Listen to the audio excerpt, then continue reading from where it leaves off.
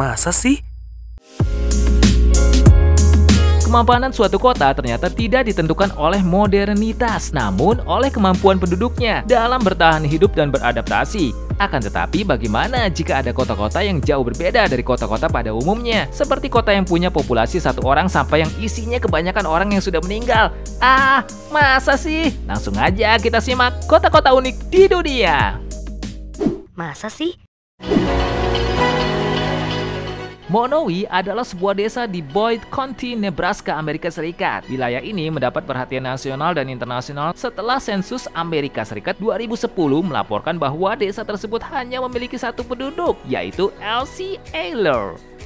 Konon, nama kota kecil yang didirikan pada 1903 itu diambil dari banyaknya bunga liar yang tumbuh di sekitar lokasi awal desa. Sebuah kantor pos telah dibuka lebih dulu pada tahun 1902 dan terus beroperasi hingga tahun 1967.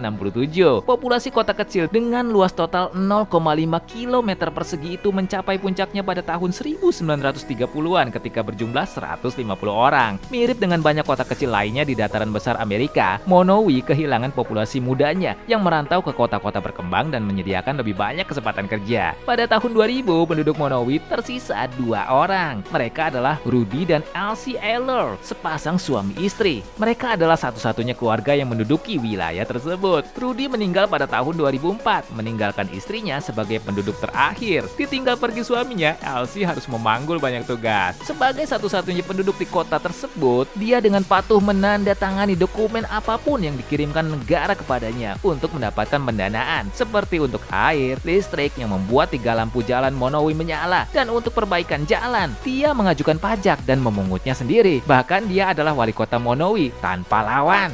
Ia juga menjadi pemilik, juru masak, dan bartender dari restoran dan bar Monowi Tavern. Kedai itu adalah satu-satunya bisnis di Monowi, dan menjalankannya adalah pekerjaan Elsie yang paling penting dan bertahan lama. Itu menjadi miliknya sejak Juni 1971. Setiap hari, pelanggan datang silih berganti ke restoran miliknya. Selain itu, Ayler mengelola Rudy's Library, sebuah perpustakaan yang didirikannya untuk menghormati mendiang suaminya. Di sana ada sekitar 5.000 jilid buku yang dirawatnya untuk siapapun yang ingin mampir dan membacanya. Masa sih? Polandia selama ini dikenal sebagai pusat industri pertambangan. Tak hanya batu bara, tanah Polandia juga ternyata menghasilkan garam terbaik di dunia. Tepatnya di kota Wilicka, 300 km dari Warsawa. Terdapat tambang garam yang telah berusia hampir 1000 tahun. Tambang garam Wilicka telah berusia 700 tahun dan mulai beroperasi sejak abad ke-13 hingga 1996. Selama itu, tambang ini menghasilkan garam meja yang sangat terkenal. Tambang garam Wilicka masuk ke dalam deretan tambang garam terbesar di dunia sebab memiliki kedalaman hingga 327 meter dan panjang lebih dari 300 km. Meski operasi pertambangan telah dihentikan sejak tahun 1996, tetapi produksi garam tambang Wilicka baru berhenti pada tahun 2007 hingga akhirnya pemerintah Polandia fokus pada pengelolaan tambang garam Wilicka sebagai museum dan tempat wisata. Keunikan dan keindahan tambang garam Wilicka menjadikannya masuk ke dalam salah satu situs warisan dunia oleh UNESCO sejak 1978.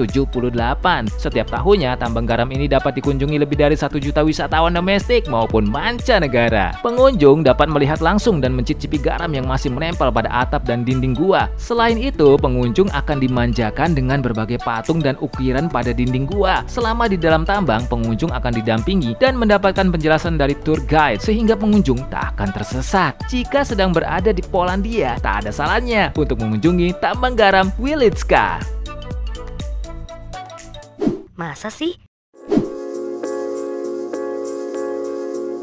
Sebuah kota kecil yang berada di semenanjung San Francisco, negara bagian California, Amerika Serikat, memiliki keunikan dan daya tarik yang berbeda karena ketenangannya. Alasannya, karena kota ini lebih banyak dihuni jiwa-jiwa yang sudah mati ketimbang mereka yang masih hidup. Sejak tahun 1912, Colma telah menjadi rumah bagi 1,5 juta orang yang telah meninggal. Jumlah tersebut berbanding terbalik dengan total penduduk yang masih hidup di sana. Dengan luas kota 2 mil persegi atau sekitar 3,2 2 km persegi, hanya 1.700 penduduk yang tercatat tinggal di Colma. Pada masa penambangan emas dan perdagangan, imigran dari seluruh dunia mendatangi kota ini untuk mencari kehidupan yang lebih baik. Sayangnya mereka datang dengan membawa virus penyakit dan banyak korban berjatuhan. Tak hanya dianggap sebagai pembawa virus penyakit, imigran juga disebut sebagai pengambil tanah karena membuat 27 pekuburan. Karena mereka dianggap membawa virus berbahaya, pada tahun 1902, Dewan Pengawas Negara melarang melakukan penguburan lebih lanjut di dalam kota dan memaksa mereka untuk melakukan pemakaman di lahan yang lebih besar seperti Laurel Hill dan Calvary Cemetery. Meski telah dilarang, para imigran tetap mempertahankan jasad yang telah dikubur di tempat asalnya.